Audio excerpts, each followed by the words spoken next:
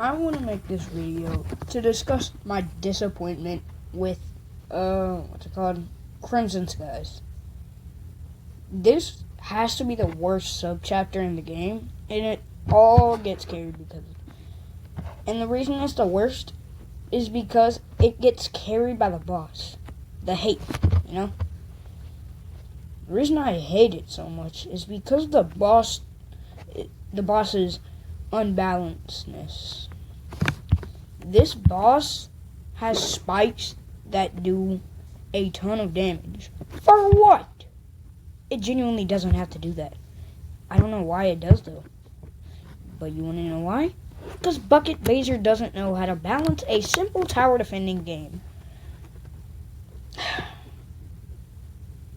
Now you may be saying that I suck, you know? But I actually don't. I think it's just a balancing of this game in general. Because literally almost every boss is like this. Like, take Mortis, for example. This guy genuinely is one of the worst experiences. I still haven't beaten him yet, even though I have little like him. Which is a wild thing to say. And I really hate to say it, too. But the reason why I hate the boss so much is, well, I'm just going to say my thoughts on why I hate it so bad. So, Outcast is the boss of Crimson Skies. And to be honest, he is the worst boss ever. I'm genuinely not lying when I say this. I hate this. I hate this guy.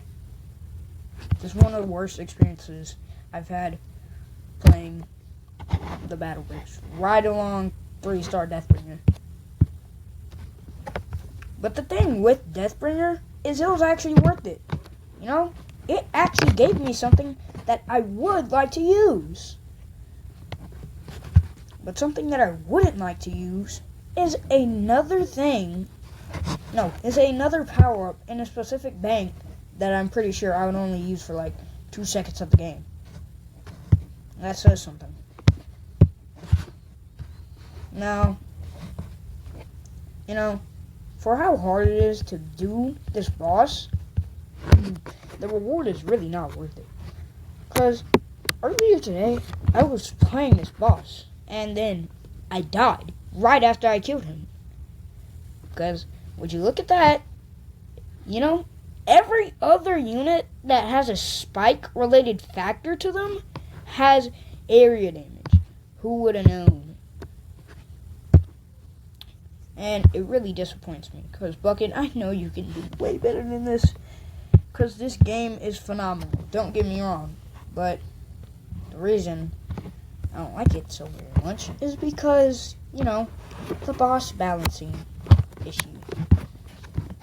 Of how, you know, that experience you get when you're about to beat a boss and then you just die. It really makes people mad. It just launches that feeling into them that makes them want to throw their phone or break their game or break their PC, you know?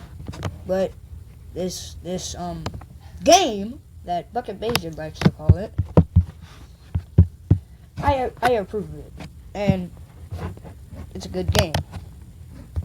Balancing, though. This video isn't just about, you know, Crimson Skies. As I said that at the start, but I want to include all the other worst experiences I've had as well. Because for some reason, you know, I also have, what's it called? Tarnished tumor trial, I don't know what you want to call it. Call it whatever you want. But, it was pretty hard getting that. And I used a guide on it. Because who hasn't? Now, one one problem I struggled with on that boss was the fact that he kept on killing my snipers from that guy. And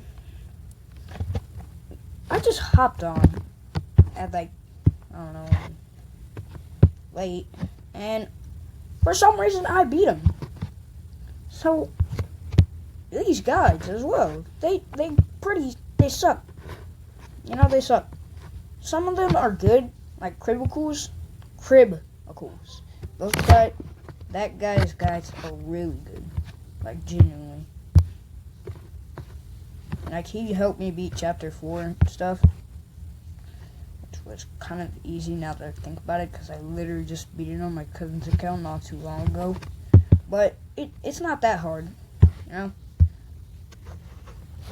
And the way people think Warlord Yards are hurting Retroflop, it genuinely confuses me, because it's not Retroflop.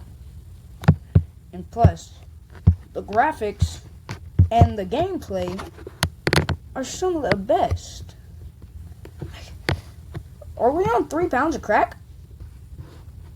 Both of the team and the players. Like, what are we doing? Like, I don't know. Like, I genuinely can't wrap my head around it. And how this game is infuriating, and so are the guides. Well, there are some guides not made by that guy that I mentioned earlier, are also good as well. But they're not that good. And I was struggling on cops and junk earlier, so I looked up a guide. And also, why does almost every guide that I see on YouTube has to have an Uber? Like, why? Just why? Ubers aren't the Lord and Savior, bro. Like, dude, Tarnished Battler exists for a reason. And why do people not like this game? I don't know why. Not them. But it's pretty sad, because this game is really fun, too. But one thing people can say that is bad about this game is the balancing. And I've said that a lot in this video. And I will continue to say it for as long as I record this. Now, some of the bad reasons that this game has such a bad reputation is, first off, the community. Because if you haven't seen some of the art or the joke videos, then don't. Please. Oh, and also because of Forsaken players. Like, who doesn't know that? But one thing that we all can agree on, if you're not a Forsaken player, is that this game is good and will continue to live on. As long, you know, it will continue to live on. As long as people, you know, don't rage at Chapter 7 when it releases. So the thing that I wanted to apply from this video is that treat others how you want to be treated. Like Bucket, he doesn't want to be harassed because some Forsaken players want a specific skin that has every single custom anything. It's just stupid. Like, why? Why would you harass them? And another thing, don't go online and then rage at something if you're just gonna play it for a skin.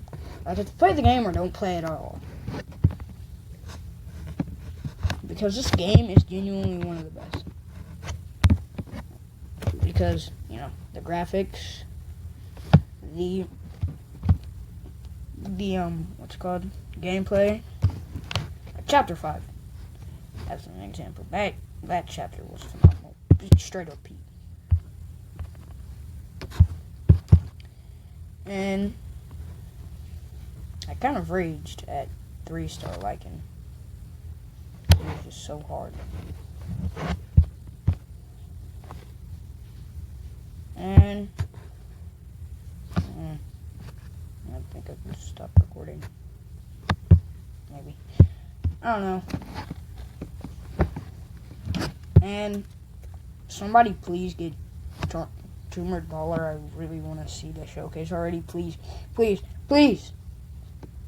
And Bucket, hurry up and make the showcase video. Where are you, dude? You genuinely, bro, like, hurry up.